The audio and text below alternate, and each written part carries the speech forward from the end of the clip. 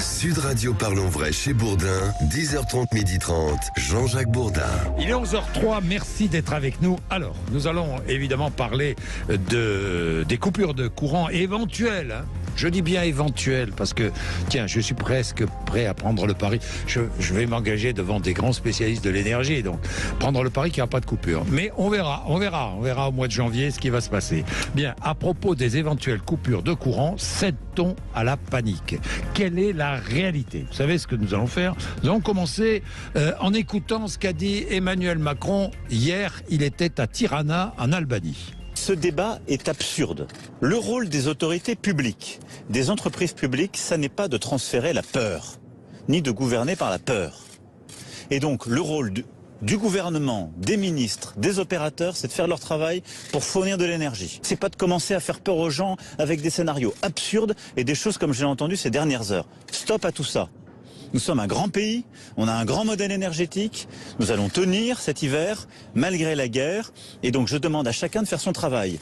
Le travail d'EDF, c'est de faire tourner les centrales, le travail du gouvernement, c'est qu'il y ait une planification, le travail de tout le monde, c'est qu'on déroule la sobriété. Les scénarios de la peur, pas pour moi. On reste tous unis et on avance. Il n'a pas mâché ses mots et tout le monde en a pris pour son grade. D'abord les ministres. Les ministres, Olivier Véran qui le premier a parlé d'éventuelles coupures. Ensuite Elisabeth Borne qui a envoyé sa circulaire au préfet et qui a rendu public d'ailleurs l'envoi de cette circulaire.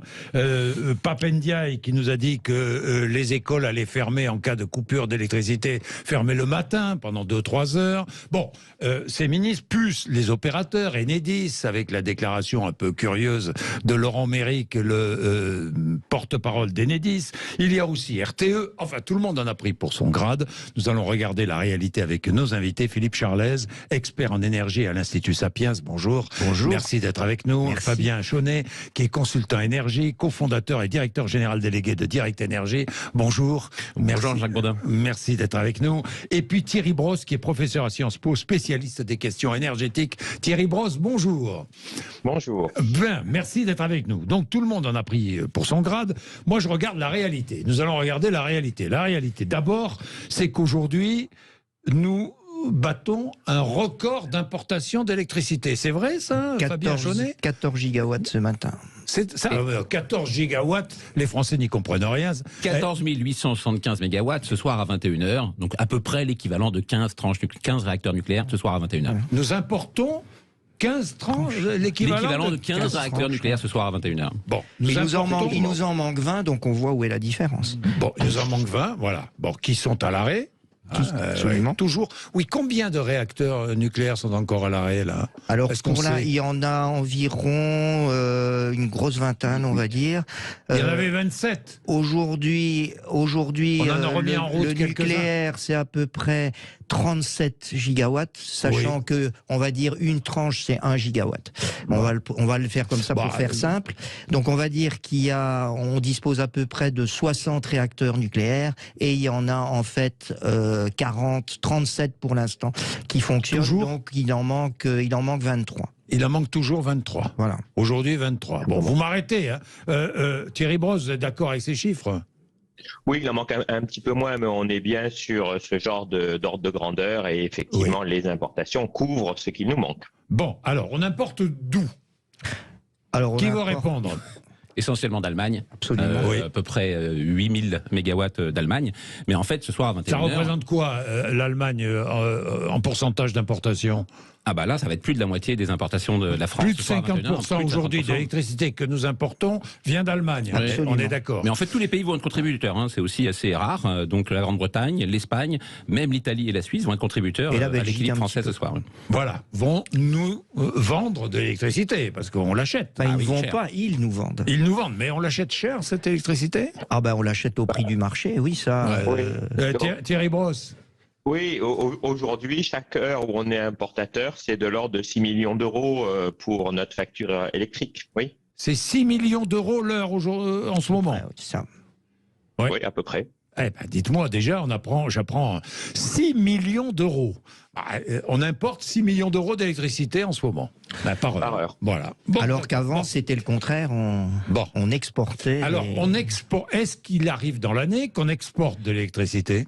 Avant, oui. Depuis le début de cette année, je ne sais pas si nous avons exporté un seul mégawattheure d'électricité. Avant, c'était il y a bien longtemps. Avant, c'était il y a un an. Alors, il y a encore quelques périodes où on est exportateur net. Parce qu'attention, exportateur, il y a encore... Aujourd'hui, on va exporter de temps en temps vers la Suisse ou l'Italie. Mais en net, globalement, on est toute la journée importateur. Mais on est exportateur net encore un petit peu cette année, quelques rares moments où effectivement on va avoir très faible consommation et une production suffisante pour exporter. Alors, j'ai une question à poser, c'est que est-ce que cette électricité que nous payons et que nous achetons est plus chère que l'électricité que nous produisons nous-mêmes? Alors on est dans un marché absolument général et européen. Donc si vous voulez, elle n'est pas plus chère. Elle n'est pas nécessairement plus chère. Elle est plus chère par rapport à notre coût moyen de production. Par rapport au coût moyen de production, ça c'est clair. Mais ce que je veux dire, c'est qu'il y a un marché européen et donc le prix est guidé par le marché. Point barre. Thierry Brosse. Elle nous coûte plus cher que effectivement notre coût moyen de production, et aussi il faut le rappeler, on importe de l'énergie d'Allemagne qui est extrêmement carbonée, c'est-à-dire que il faut bien intégrer le fait que l'Allemagne, pour nous aider, est en train de carboner son électricité, et juste pour vous donner un ordre de grandeur, la pollution par mégawattheure produit en Allemagne est aujourd'hui supérieure à celle en Afrique du Sud ou au Nigeria. Donc effectivement, vous voyez, quand on nous explique qu'on va essayer de rendre ces pays plus propres, en fait, l'Allemagne est plus sale que ces pays-là. L'Allemagne est passée, depuis le début de l'année, elle était revenue à 35% de sa production électrique avec du charbon.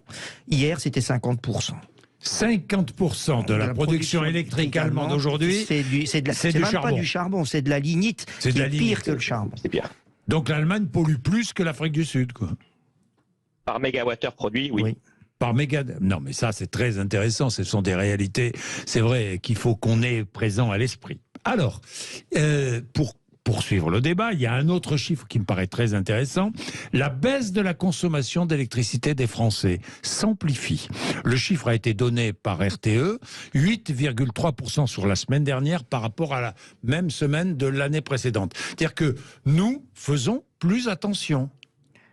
Oui, alors personnellement, je pense que ça cache quand même une réalité double. Il y a effectivement les industriels qui ont baissé leur consommation de manière assez significative, aux alentours de 10%, mais j'ai envie de dire pour des très mauvaises raisons, pour des raisons de prix.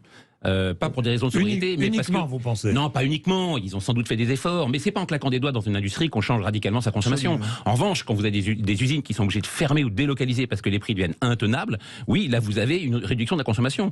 Au niveau des particuliers, la baisse de consommation, d'ailleurs RTE l'a dit, à température équivalente, il faut toujours corriger de la température subie, elle est à peine 1 ou 2%. C'est pas très significatif. D'ailleurs, si on regarde le trend depuis le début des années 2000, on a réduit notre consommation énergétique moyenne en France d'1% par an. Ce qui veut dire que le 1% par an est quelque chose qu'on peut obtenir à la fois grâce à la technologie et grâce aussi à l'évolution des comportements. Oui. Réduire de 3%, ce qui correspondrait à annuler les importations russes de gaz, c'est déjà un effort considérable. Si on veut aller dans les 5 à 10%, derrière, vous l'avez dit, c'est de la récession économique assurée. Oui, ce sont les industriels. Ce sont les industriels, c'est Arcelor qui arrête ces chaînes de production. Vous arrêtez cimenterie, verrerie et sidérurgie, et puis alors là, vous trouverez des grosses quantités d'électricité, mais c'est évidemment au prix de la récession économique. Oui, parce que dans les bureaux, les sièges sociaux, c'est ce que dit RTE, dans les bureaux, dans les sièges sociaux des entreprises, dans les commerces de distribution, on n'a pas réduit la consommation d'électricité apparemment.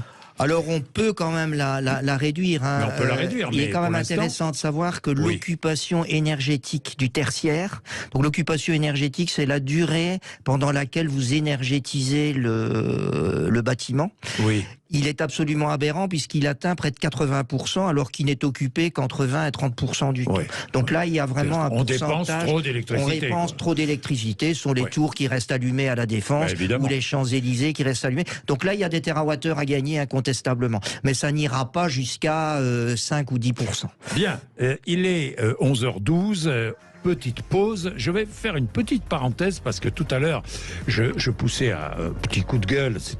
Je m'interrogeais dans tous les cas sur la politique conduite et notamment en matière de transport et de mobilité, parce que c'est vrai qu'il y a ces 100 euros, ce chèque de 100 euros, un chèque ou une réduction d'impôt, je ne sais pas du tout, enfin, parce que on n'a pas les précisions, et 10 millions de ménages, mais quel ménage, quel plafond pour toucher ces 100 euros, on ne sait pas. Mais si j'ai une voiture électrique, je les toucherai.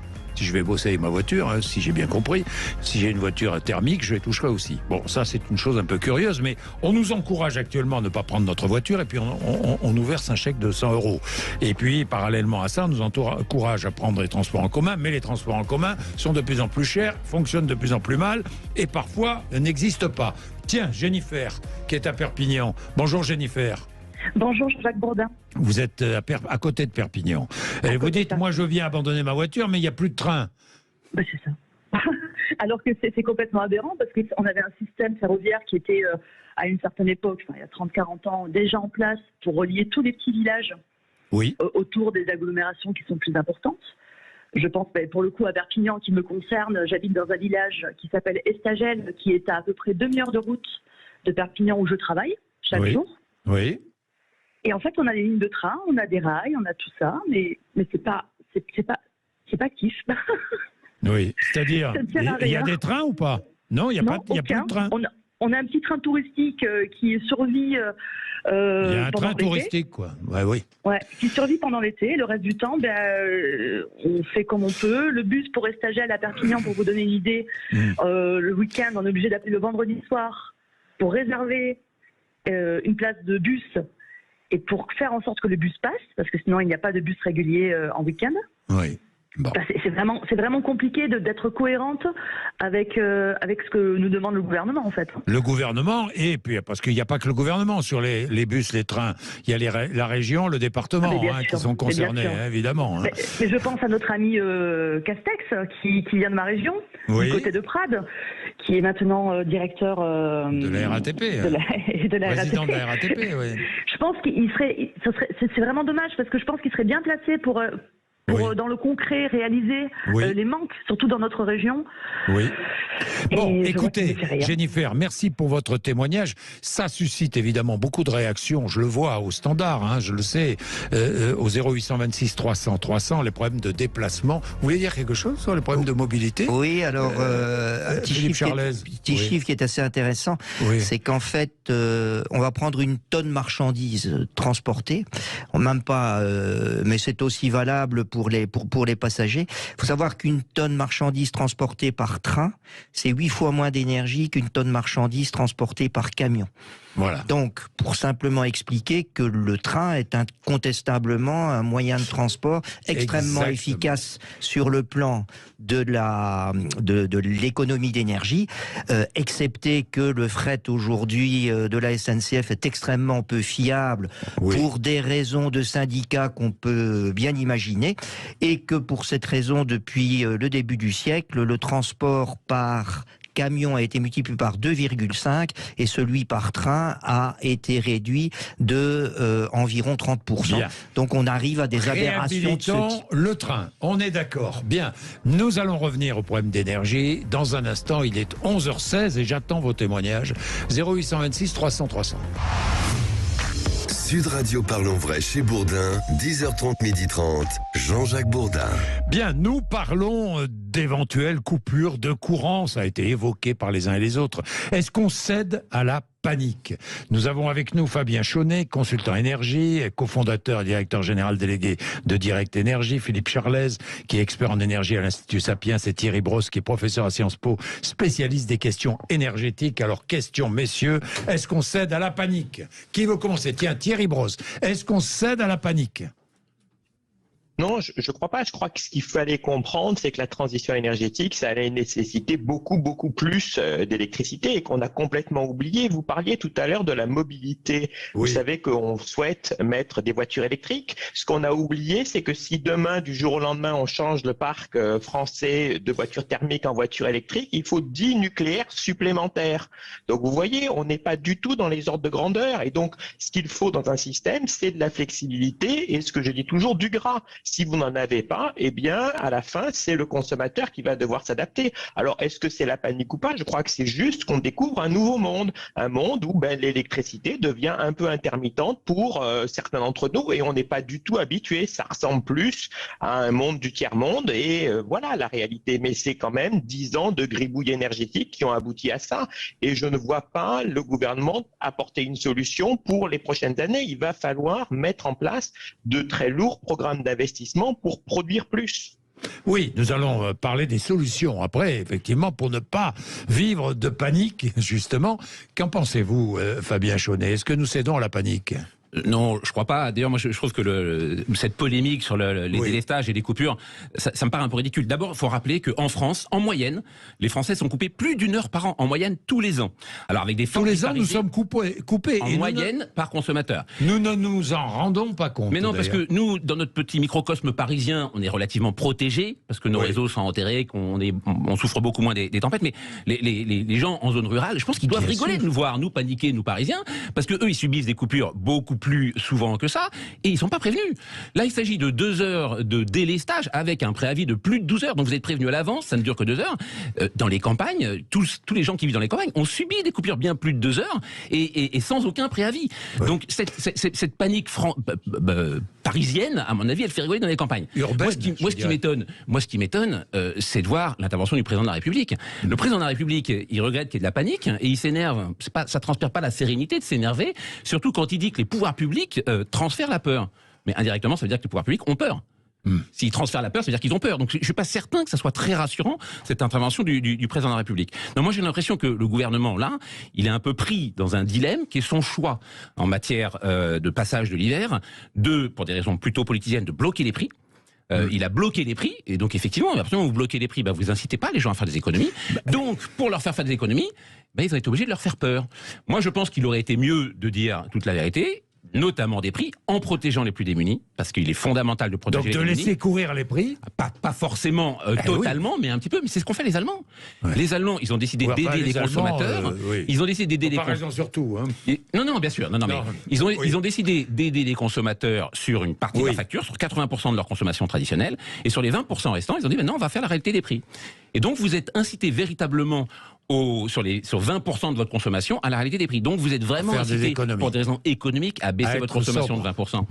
Et donc comme le gouvernement français, lui, il a décidé de bloquer les prix, il est obligé d'avoir une autre manière d'inciter les consommateurs à réduire leur consommation. Et donc il essaye de faire peur. Et donc là, le président de la République, il est un peu pris dans son dilemme de stratégie pour faire en sorte que les consommateurs baissent leur consommation. Mais je comprends. Vous êtes d'accord ou pas? Alors, je partage à peu près tout ce qui a été dit. À un bémol près, c'est que je différencierais quand même le long moyen terme du court terme. C'est-à-dire ce que Thierry Brosse a dit, tout à fait vrai. J'utilise d'ailleurs souvent le fait que la transition énergétique sera le grand remplacement des équipements thermiques par des équipements électriques. Oui. Et c'est vrai que tout ça va nous augmenter fortement notre demande électrique.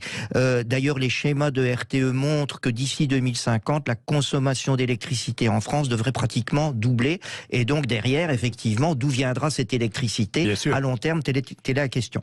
Maintenant, sur le court terme, il faut quand même revenir sur le fait de ce dont on a discuté au début, c'est-à-dire qu'il nous manque quand même 20 tranches de réacteurs nucléaires. Et ça, qu'on le veuille ou non, c'est quand même quelque chose ça n'était pas le cas les dernières années, et donc ça pourrait encourager à une forme de panique. Alors, sans rentrer dans la panique, ce que je vais dire, c'est que ce sont quand même des chiffres qui sont assez peu rassurants. Et maintenant, quant au comportement du président, il est quand même assez paradoxal, parce qu'il refuse les scénarios de la peur, mais il nous parlait il y a à peine un mois je le cite, de fin de l'abondance et de grand basculement. Donc, derrière, effectivement, cette fin d'abondance et ce grand basculement, on peut quand même dire qu'il y a quand même un discours anxiogène de sa part.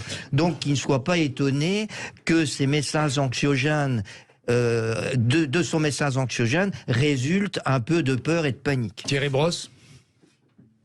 Oui, moi je pense que c'est même plus la fin de l'abondance, c'est le début de la pénurie et ça va rester quelques années comme cela parce qu'encore une fois, il faut remettre ces centrales en route et ça c'est effectivement le court moyen terme et ça c'est la responsabilité d'EDF.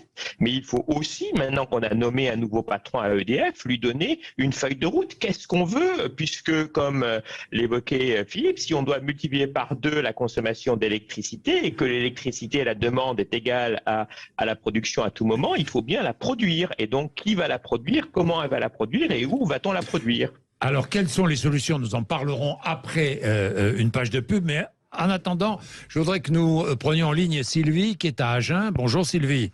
Bonjour, bonjour tout le monde. Bon, vous pensez qu'il y aura des coupures ou pas cet hiver, vous Sylvie? Alors, moi, écoutez, moi je crois plus du tout en ce que dit le gouvernement, donc comme ça c'est clair. Mais bon, s'il y a des coupures, alors l'histoire de faire peur, ça je peux vous dire, moi j'habite dans la ruralité. La peur, elle est en ce moment sur les personnes âgées. Les personnes âgées sont dans une terreur pas possible parce qu'ils ont peur de ce qui va leur arriver. Après, s'il y a des coupures, moi ce qui me fait vraiment peur par rapport à ces personnes-là, on va avoir beaucoup de décès parce que les personnes âgées, ce sont des personnes qui ont régulièrement froid, il fait chez eux, il fait toujours très chaud. Il va y avoir beaucoup de morts. Non mais Sylvie, alors justement, n'ajoutons pas un peu de panique sur les personnes qui sont avec des respirateurs artificiels. Pas de souci. Sur les personnes, comme on le disait et comme le disait à juste raison Fabien Chaunet, à la campagne, les délestages d'électricité, on connaît parfois des coupures, on a l'habitude de les vivre, Sylvie. Hein, vous le savez bien, comme moi. Et d'une part, et d'autre part, s'il y a des coupures, elles seront très courtes, ces coupures. Il faut espérer, parce que si elles sont longues, vous savez, 2 heures, c'est énorme pour une personne âgée. Alors, 2 heures, madame, les études montrent qu'en 2 heures, on perd à peu près 1 degré de température dans un foyer, s'il n'est pas trop mal isolé, évidemment. Hein. Et oui, voilà, c'est toujours pareil. Et vous avez un préavis de 12 heures. Donc, contrairement à une coupure complètement imprévisible, liée à une tempête ou de la neige collante, où vous allez être coupé pendant plusieurs heures, là, c'est que 2 heures et vous êtes prévenu 12 heures à l'avance. Donc, à la limite, vous mettez votre thermostat à 1 degré de plus, si vraiment vous êtes personne âgée sensible, et vous n'aurez aucun impact. Donc, je crois pas que ça soit vraiment un problème. C'est pour ça qu'il ne faut pas céder à la panique. Absolument. Oui, il faut d'ailleurs...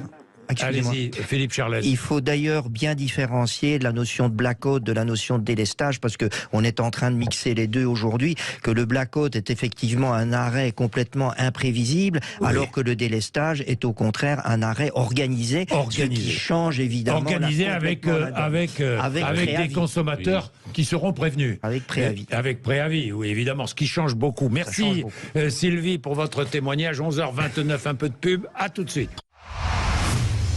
Sud Radio Parlons Vrai chez Bourdin, 10h30, 12h30, Jean-Jacques Bourdin. Bien, il est 11h32, le temps passe. Et c'est passionnant, hein, notre débat est passionnant, on apprend des quantités de choses. Alors, nous allons bien faire la différence avant de voir quelles sont les solutions dans l'immédiat. Bon, on achète, d'accord, de l'électricité ailleurs en Europe, mais il y a peut-être d'autres solutions dans l'immédiat, je ne sais pas. Enfin bon, je vais m'adresser à tous nos experts, mais je voudrais qu'on fasse vraiment la différence entre un délestage et un blackout. Un délestage, on est bien d'accord, le consommateur, le client est prévenu. Normalement, la veille à 17h, confirmation le jour même à 6h du matin. C'est ce qui est écrit dans la circulaire que Madame Donc Borne c'est a envoyée clair, au préfet. Au moins on sait. Bon. Mais le blackout, c'est autre chose. Alors je me tourne vers vous, Fabien Chaunet, qu'est-ce que le blackout ? Alors, vous le savez, l'électricité n'est pas stockable, donc les gestionnaires de réseau de transport doivent maintenir l'équilibre entre la production et la consommation. S'il y a un déséquilibre qui n'est trop important, là, le réseau de transport met en œuvre des moyens, notamment dits exceptionnels, pour éviter le déséquilibre. Donc l'interruptibilité des grands clients industriels, la baisse de tension qui fait baisser la consommation de tout le monde, les délestages tournants. Délestage, c'est des coupures volontaires.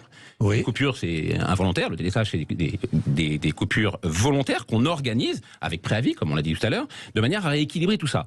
Mais vous savez, un réseau électrique, c'est un équilibre. Quand vous avez beaucoup de marge, c'est comme quand vous marchez avec des cannes, des béquilles, des garde-corps, vous n'avez pas de problème. Quand vous êtes à l'extrême limite du système, quand vous n'avez plus de marge de production, vous êtes un funambule. Et le funambule, il doit maintenir un équilibre. S'il n'arrive pas à maintenir cet équilibre, il tombe et là, ça fait très mal. Et c'est le blackout. Qu'est-ce qui se passe ? Est-ce qu'on risque un blackout en France aujourd'hui ? Mais la réponse est oui. On risque toujours le blackout. Pas qu'aujourd'hui, mais plus l'équilibre est compliqué à maintenir, plus le risque est élevé. Alors, je ne veux pas rajouter de la panique et de la peur. Il y a toujours un risque. Le risque est plus important aujourd'hui. Mais ce qu'il faut savoir, c'est que quand on perd le contrôle du réseau, on perd tout le monde. Tout le monde est dans le noir. Et ça, c'est arrivé. C'est-à-dire, s'il y a blackout, Tout le monde est dans le noir. Vous avez vécu ça en Angola, je crois, Philippe Charlet. Moi, j'ai vécu pendant 3 ans en Angola et effectivement, il y avait pratiquement 10 blackouts par jour. Et donc, ça veut dire que si vous n'aviez pas votre groupe électrogène, qui est évidemment une des solutions, vous aviez de l'électricité. Il faut savoir aujourd'hui qu'au Liban, par exemple, j'ai un collègue qui est libanais. Il en revenait récemment. On a 2 heures d'électricité par jour et encore pendant ces 2 heures, il peut y avoir des blackouts.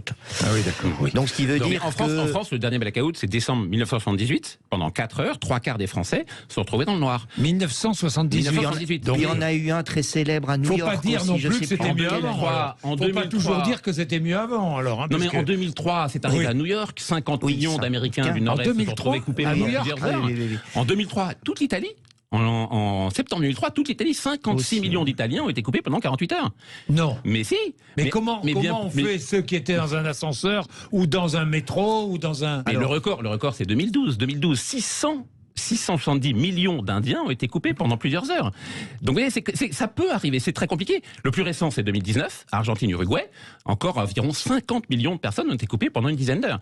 Donc on ne peut pas dire ça ne peut pas arriver, ça peut arriver. Donc il faut faire attention, oui. Et ça, de mon point de vue, c'est beaucoup plus inquiétant que les délestages tournants. Parce que là, l'impact sur l'économie, c'est colossal. Ça, on est bien d'accord. À New York, l'impact a été évalué à 6 milliards d'euros pour... Mais à New York, c'était... Pourquoi souvent, c'est une conjoncture d'éléments très favorables. Et souvent, il y a des lignes d'électrique qui tombent. En Italie, en 2003, c'est intéressant. Ce qui s'est passé en Italie, l'Italie était très importatrice, historiquement. Il y a une ligne d'interconnexion qui est tombée. Les autres sont tombées en cascade parce qu'elles étaient surchargées. Et du coup, l'Italie s'est retrouvée dans le noir. Quand on est très importateur, quand on dépend de l'étranger pour son équilibre, il suffit qu'il y ait une ligne qui tombe, les autres tombent en cascade, et là, on se retrouve dans le noir. Est-ce que c'était en hiver ou en été?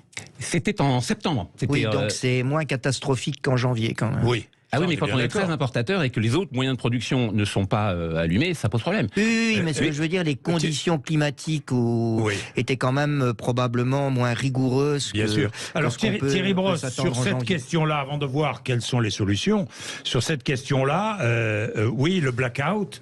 Évidemment, les conséquences d'un blackout, il y a risque de blackout.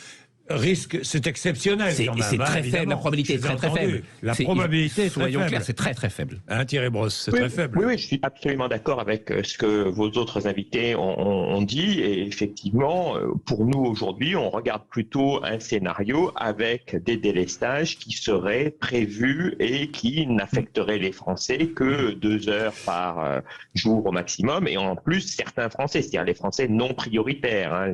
Donc, je crois que c'est ça. Mais je crois encore quand même que pour les Français, c'est un monde nouveau parce que quand même, le délestage, c'était pas quelque chose d'habituel. Et je crois que c'est ce changement. C'est-à-dire que pendant très longtemps, on nous a expliqué qu'on pouvait vivre avec un peu moins d'énergie, un peu moins d'électricité.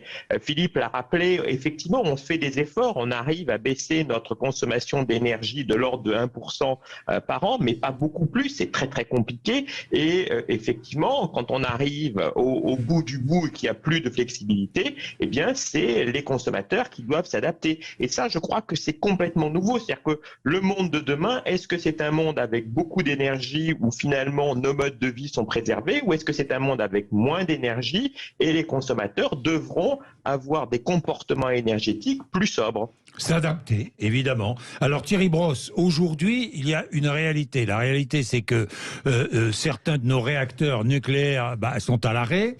La réalité, c'est que les énergies renouvelables, nous avons pris du retard en France par rapport à d'autres pays d'Europe, donc nous produisons moins d'électricité avec le renouvelable. Et la réalité, c'est que nous importons de l'électricité. Voilà la réalité. Comment répondre autrement qu'avec l'importation d'électricité? Est-ce qu'on peut faire autrement?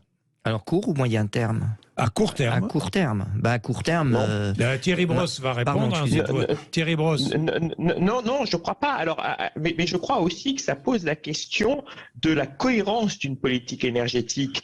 Vous voyez quand même, on a à court terme relancé une centrale à charbon. Alors c'est tout petit, c'est minuscule par rapport aux problèmes qu'on regarde. Mais encore une fois, c'est ce même gouvernement qui nous explique régulièrement que l'on va sortir des énergies fossiles le plus vite possible, qui rallume une centrale à charbon, qui réquisitionnent des salariés pour aller dans des raffineries, etc., etc. Et donc, la transition énergétique, elle doit être pensée de façon globale. Et on ne doit pas avoir de dogme. Autrement, on en arrive là. Et aujourd'hui, il n'y a pas de solution. La solution, c'est des délestages plus ou moins longs, plus ou moins nombreux. Et encore une fois, on a quand même, il faut le dire, on a fait deux choses. On a relancé des centrales à charbon en France et en Allemagne. Et pour le gaz, parce que quand même on a oublié, on a rerouté des cargaisons de gaz, ce qui fait que le Bangladesh, l'Inde, le Pakistan, etc., eux font face à des blackouts. Ah oui, parce que nous utilisons le gaz qui devait les approvisionner. Oui, absolument. Et donc, eux, dans leur transition énergétique, ils ont pris 10 ans de retard parce que nous sommes suffisamment riches que quand Vladimir Poutine nous coupe le gaz, nous avons la capacité de payer cher des volumes qui viennent d'ailleurs. D'accord. Et qui viennent d'où ? Norvège ou autre ? États-Unis. Alors, Norvège, c'est la production en plus. Les États-Unis, c'est États-Unis essentiellement, mais qui était destiné à l'Inde, au Bangladesh et au Pakistan, qui eux avaient une politique énergétique, je dirais, cohérente et pragmatique. Oui, cohérente et pragmatique. Donc aujourd'hui, nous n'avons pas beaucoup de solutions, quoi, si je comprends bien, pour répondre à notre manque d'électricité dû notamment et essentiellement au nucléaire. Le problème, pardon, mais c'est bien beau, bon, très bien, mais tout le monde dit le nucléaire c'est formidable. D'autres disent les renouvelables c'est formidable. Mais le nucléaire, pour construire, il faut beaucoup de temps. Pour développer, et le renouvelable, vu les problèmes administratifs, pour développer le renouvelable en France, il faut aussi beaucoup de temps. Les raisons ne sont pas les mêmes, mais on en arrive à la même problématique. Hypothèse, oui, et puis on ne peut pas les mettre sur le même pied d'égalité, surtout. Non. L'un, le nucléaire est pilotable, comme le gaz, comme le charbon, comme le fioul. Les renouvelables ne le sont pas. Et ils sont spécialement très inefficaces en hiver. Oui, non mais d'accord, mais enfin, le renouvelable, donc, si on avait le niveau de renouvelable d'autres pays d'Europe... Ça ne changerait rien. Ça ne changerait rien ? Mais non, ça ne changerait rien. On produirait plus d'électricité. Non, ça participerait un peu à la sécurité d'approvisionnement, mais sans garantie par rapport au caractère variable de ces productions. Non, mais vraiment au minimum. Le matin et le soir, vous auriez beau multiplier par 10 la capacité solaire. Le problème n'est pas un manque de capacité, c'est un manque de soleil. On sait ou de stockage. Alors, le stockage est un autre sujet qui est loin d'être résolu aujourd'hui et qui prendra du temps. En ce qui concerne l'éolien, il faut savoir qu'en cas d'anticyclone polaire, c'est-à-dire par grand froid, quand justement on a besoin d'électricité, il n'y a pas de vent. Donc c'est un peu l'image de rajouter dans un logement des radiateurs sans recycler l'eau, donc ça ne sert à rien. Oui, non mais j'ai compris que vous préférez le nucléaire. En été, très bien, il y a plein de soleil, plein de vent. Oui. Ou disons plus. Donc à ce moment-là, ça devient beaucoup plus efficace. Mais la solution... Je voudrais pas opposer le nucléaire au Non, mais je ne les oppose pas. Parce que je pense que c'est complémentaire. Je pense que c'est complémentaire. L'hiver, difficile. L'été, oui. Mais par exemple, un pays comme les Pays-Bas, où il y a beaucoup de renouvelables. Aux Pays-Bas. Non, renouvelable, non. Quel est le pays Danemark. Ou le Danemark. Danemark a 60% des produits. 60%. Mais comment font-ils alors en ce moment? Ils ont l'avantage d'être interconnectés avec les pays scandinaves, qui ont des réserves hydrauliques très importantes qui peuvent venir les aider quand ils n'ont pas de vent. Avec un marché de dupes. C'est-à-dire un marché de dupes. Le marché de dupes, il est simple. C'est que quand le Danemark a trop d'électricité, elle le déleste en Norvège, qui l'utilise pour remplir ses barrages, et elle paye même la Norvège pour cette électricité excédentaire. En revanche, quand il n'y a pas assez de vent au Danemark, c'est pas au même prix que les Danois importent l'électricité norvégienne. Mais les Norvégiens sont les plus riches du monde, on comprend pourquoi. Voilà. Et donc ça veut dire que ça montre la différence entre éolien et hydroélectricité. Oui. L'un est pilotable, l'autre pas. Oui. Vous voulez ajouter quelque chose à ce propos, Thierry Brosse? En Europe ou ailleurs en Europe, comment fait-on? Est-ce qu'on a les mêmes problèmes que nous? Je crois que les pays reviennent à du pragmatisme. La Grèce, par exemple. Allô? Je vous entends plus. On a une coupure là.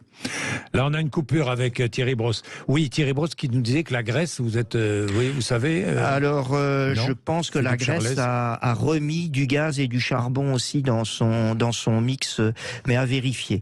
Mais bien. Je pense que c'est ce qui se pense que c'est ce qui voulait. Très bien. On va développer le nucléaire, très bien, mais on peut pas tout miser sur le nucléaire. Non, donc ça veut dire. Alors qu'est-ce qu'il faut faire à côté? En 2050, il y aura toujours de l'électricité gazière dans le mix électrique. Il faut pas rêver. Oui. On peut essayer de sortir du charbon et de remplacer ça par du gaz, parce que le gaz est quand même 2 fois moins émetteur que le charbon, et les centrales à gaz 2 fois plus efficaces. Mais par contre, il faut pas rêver, on ne va pas, comme le souhaitent certains, ni faire du 100% nucléaire, ça ne marchera pas, ni faire du 100% renouvelable. Ça veut dire qu'on sera bien devant un mix équilibré, avec une partie gaz, une partie nucléaire et une partie renouvelable. Ça me paraît évident. Il y a un élément, vous en pensez? Oui, il y a un élément qu'on oublie beaucoup dans le mix énergétique, je trouve ça dommage. S'agissant des causes de la situation dans laquelle on est, d'abord, on a tendance à accabler la production nucléaire, qui a des soucis effectivement de maintenance. Mais ces soucis-là étaient relativement prévisibles. D'ailleurs, l'autorité de sûreté nucléaire, depuis 2007, dit systématiquement au pouvoir public, attention, si on a un défaut générique sur le parc, il faut qu'on soit capable d'assurer notre propre sécurité d'approvisionnement. Malheureusement, le choix de la France au début des années 2010, c'est de dire, si on a ce problème-là, on fera appel aux imports. On utilisera nos interconnexions, on fera appel aux imports pour garantir notre propre sécurité d'approvisionnement, et a décidé du coup de fermer 12 gigawatts de centrales pilotables. Alors effectivement, essentiellement au charbon et au fioul, plus Fessenheim, pour des raisons de prétexte écologique, alors qu'en fait, quand on utilise les imports, on sait bien comment c'est produit de l'autre côté de la frontière, notamment en Allemagne, donc c'était vraiment un prétexte. Donc moi, je pense que c'était une erreur stratégique de fermer ces moyens de production pilotables, qui étaient des marges de manœuvre pour permettre de se prémunir des situations avec des aléas très défavorables qu'on connaît aujourd'hui sur la production nucléaire et sur le gaz. Maintenant, pour l'avenir, je propose pas de réouvrir cette centrale, même si on l'a fait pour Saint-Avold, parce qu'on avait vraiment besoin. Pour l'avenir, je pense qu'il y a un élément sur lequel il faut qu'on travaille, c'est le pilotage de la consommation. Pour éviter d'avoir des pointes de consommation quand il fait très froid, il faut qu'on équipe tous les radiateurs électriques, ou demain les pompes à chaleur, de systèmes de communication connectés qui permettent de les piloter à distance. Et il vaut mieux couper des radiateurs électriques et des pompes à chaleur pour passer la pointe que de délester totalement la consommation d'un foyer. Agir sur la distribution et la consommation. Et il faut utiliser les moyens nouveaux moyens de communication pour avoir une consommation intelligente. On ne peut plus adapter la production à la consommation. Il faudra demain qu'on adapte la consommation à la production. Oui, je comprends très bien. C'est les smart grids, en fait. Bon, absolument. Alors, il est 11h46. Je vais reprendre. On a rétabli la liaison avec Thierry Brosse dans un instant. Et puis Guy aussi nous appelle de Paris pour intervenir. À tout de suite. Sud Radio Parlons Vrai chez Bourdin, 10h30, 12h30, Jean-Jacques Bourdin. Bien, il est 11h49, Guy est à Paris. Bonjour Guy. Bonjour Monsieur Bourdin, merci encore pour cette belle émission. C'est passionnant, hein Guy? Oui, mais je vous suis, Monsieur Bourdin, depuis très longtemps. Donc il n'y a pas que c'est sur Sud Radio, c'est une radio formidable. Bien. Vos émissions sont formidables. Merci. Bien, donc j'ai 72 ans. Je suis né en Afrique du Nord. J'ai vécu dans une petite ville qui s'appelait Medellín et Funtatawin. Oui. Mon père était militaire, donc nous avions de temps en temps fourni par l'armée, le fort à côté de la petite maison dans laquelle nous habitions, de l'électricité, mais pas tout le temps. Donc nous vivions avec la lampe à pétrole, première chose. Mais on s'en est toujours bien tiré. Je suis toujours vivant. Et j'ai été mon propre patron, chef d'entreprise toute ma vie. La première chose qu'un patron doit avoir, c'est de jamais avoir peur. Oui. Un véritable patron n'a pas peur. Donc ces ministres et autres qui dégagent de l'insécurité, de la peur, c'est inadmissible. C'est une seconde chose. La troisième chose, toute situation qui risque d'être mauvaise doit être appréhendée. Ça signifie de faire un entraînement à cette situation. Donc, c'est au contraire mettre des atouts pour appréhender la mauvaise situation. Ça signifie qu'il faudrait même dès maintenant faire des coupures en rotation, d'accord, faire des coupures pour voir où sont les niveaux de défaillance. Parce que c'est pas au dernier moment, lorsque la des exercices en quelque sorte, des tests. Oui, Monsieur Bourdin, des exercices. Toute situation qu'on sait, parce qu'on ne peut pas être sûr de tout. Nous ne sommes pas sûrs de tout, d'accord ? Nous ne connaissons pas l'avenir. Donc on sait qu'on risque d'avoir des coupures. Bon, il ne faut pas avoir peur. Donc on va dire, on va faire un entraînement pour voir quelles sont les défaillances, quels sont les points sensibles sur lesquels. Comprends. Voilà, ça c'est essentiel. C'est essentiel. Bon, merci Guy pour votre remarque et votre proposition qui va être discutée. Il a raison, Guy. C'est du bon sens. Oui, alors d'abord, il a raison sur un point, c'est que la peur n'éloigne pas le danger. Donc d'avoir peur, ça sert à rien et c'est pas rassurant pour les autres. Oui. Donc ça, c'est une certitude. Deuxième point sur l'exercice. Oui, il a relativement raison. D'ailleurs, ça se fait notamment dans l'industrie quand on a ce type de sujet. On fait des exercices. Là, c'est un peu compliqué pour des raisons d'exercice de couper les gens. Ce que Guy doit savoir, c'est que de toute façon, ces délestages tournants ils sont automatisés dans le système électrique. Justement, pour éviter de perdre le contrôle du système électrique et d'avoir un blackout, il y a un système de délestage automatisé quand la fréquence descend trop, donc quand il y a trop de consommation par rapport à la production. C'est arrivé le 4 novembre 2006. On l'a peut-être tous oublié, mais le 4 novembre 2006, c'était un samedi soir à 22h, il y a eu un problème sur une ligne en Allemagne qui a provoqué un déficit de production dans tout l'ouest de l'Europe. Il y a plus de 10 millions de Français qui ont été automatiquement délestés pendant plus d'une demi-heure pour rééquilibrer le réseau européen. Donc c'est vrai qu'on a oublié. Donc, tout le monde l'a oublié parce que finalement une demi-heure de coupure, on l'a tous vécu, c'est pas très grave. Mais aujourd'hui, attendez, on n'a plus de téléphone pendant une demi-heure, on n'a plus d'ordinateur pendant une demi-heure, tout le monde est paniqué. Mais en fait, pour répondre à Guy, ça marche. Ça marche même de manière automatique. Donc, vois sourire Thierry Brosse, c'est pas vrai Thierry Brosse ? Oui, moi je me permettrais juste de revenir sur un propos que vous aviez évoqué tout à l'heure qui me semble très important. Vous évoquiez le fait de ne pas opposer les énergies. Et ça, je pense que c'est très important et je pense que nos auditeurs doivent comprendre que si on veut de l'énergie, si on veut de l'électricité, il n'y a pas de façon magique de la produire et que toute production d'énergie, d'électricité génère des inconvénients. Le nucléaire, le déchet, le charbon, le CO2, etc., etc. Et donc, il faut être en capacité plus tard de les trier. C'est-à-dire, une fois qu'on aura retrouvé un peu de flexibilité, de marge, de gras dans ce système, il faut être en capacité de les trier. Et ce tri, normalement, il se fait par le prix du CO2, puisque ce que l'on souhaite le plus ardemment, c'est sortir de ce problème climatique et donc de baisser nos émissions de CO2. Mais vraiment, un problème très important pour moi, c'est demain, si on doit produire de l'énergie, il faut que les Français acceptent qu'il y aura des inconvénients pour ceux vers qui on va produire de l'énergie proche de chez eux, que ce soit une éolienne, que ce soit des panneaux solaires ou que ce soit une nouvelle centrale nucléaire. Voilà, vous avez raison Thierry Brosse. Et je rejoins ce qu'on disait tout à l'heure sur le consommateur et le producteur. Il va falloir que le producteur, finalement, écoute plus le consommateur et que le consommateur s'adapte à la situation. Alors, c'est à lui de s'adapter à la situation, non ? C'est vrai. Donc en fait, il y a d'un côté ce qu'on peut appeler une politique de la demande, c'est-à-dire que c'est la demande qui guide l'offre, c'est un peu ce qui est souhaitable, alors qu'aujourd'hui, c'est quand même essentiellement, non, que ce soit l'offre qui guide la demande, alors qu'aujourd'hui, c'est plutôt la demande qui guide l'offre. Et c'est pour ça que les prix sont relativement élevés. Et donc, on n'est pas encore arrivé dans une situation où c'est le consommateur qui va en fait imposer l'offre par sa sobriété heureuse. Alors j'ai une question à poser. Est-ce que si le consommateur était plus raisonnable, les prix seraient moins chers ? Ah, incontestablement, oui. Mais regardez, en France, nous consommions moins, les prix seraient moins chers. Sans consommer moins, en consommant mieux.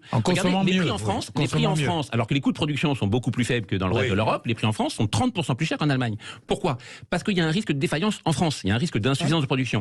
Pourquoi ? Parce qu'on a du chauffage électrique, beaucoup, et que quand il fait froid, on consomme trop. Oui, mais ce qui est dommage, c'est qu'on ne nous a pas poussé à être intelligent par rapport au chauffage électrique. On ne nous a pas poussé à le consommer au bon moment. Je vous donne un exemple. Vous citez qu'est-ce qu'on doit faire. Aujourd'hui, vous avez encore 15 millions de foyers en France qui ont un tarif identique toute l'année. Le même prix en été, en hiver, la semaine, le week-end, la nuit, le jour. Alors qu'on a des compteurs dits intelligents qui permettent de faire des tarifs beaucoup plus compliqués, on a encore 15 millions de foyers qui ont des tarifs idiots, permettez-moi de le dire, qui n'envoient aucune incitation. Si au moins ces clients-là avaient un prix jour-nuit, ils pourraient se chauffer un peu plus la nuit, un peu moins le jour, et donc éviter les pointes. C'est quand même pas compliqué, c'est très facile à faire. D'ailleurs, ça fait un moment qu'on le propose. Malheureusement, on ne l'a pas fait parce qu'on ne s'est pas préparé, et Guy a raison, on aurait dû se préparer en disant utilisons nos compteurs intelligents pour faire évoluer notre tarification, pour éviter ces grosses pointes électriques. Thierry Brosse ? Oui, on est dans le monde de la communication et donc tout cela aujourd'hui est possible et devrait être accéléré. Je crois que c'est une chose cette crise va déboucher sur une chose, c'est effectivement ce genre de choses, c'est ce smart grid, être de façon plus intelligente et puis ensuite, parce que c'est le début, on a besoin de cela pour ensuite imaginer comment on peut stocker l'électricité parce que ça c'est encore le grand problème pour les décennies à venir. Voilà, merci Thierry Brosse. Philippe Charlet. Oui, moi je dirais qu'on est donc aujourd'hui beaucoup plus dans une crise d'offres que dans une crise de demande, ce qui fait augmenter les prix. Et d'un autre côté, les signaux gouvernementaux, même si on peut les comprendre sur un plan social, sont pas les bons signaux. Donc, c'est-à-dire qu'à partir du moment où, si je me rappelle bien, on cumulait les réductions totales plus les réductions du gouvernement, on baisse instantanément le prix de l'essence de 50 centimes. Enfin, je suis désolé, mais c'est tout ce qu'il ne faut pas faire à moyen et à long terme. Bien, merci messieurs. C'était absolument absolument passionnant depuis 11h.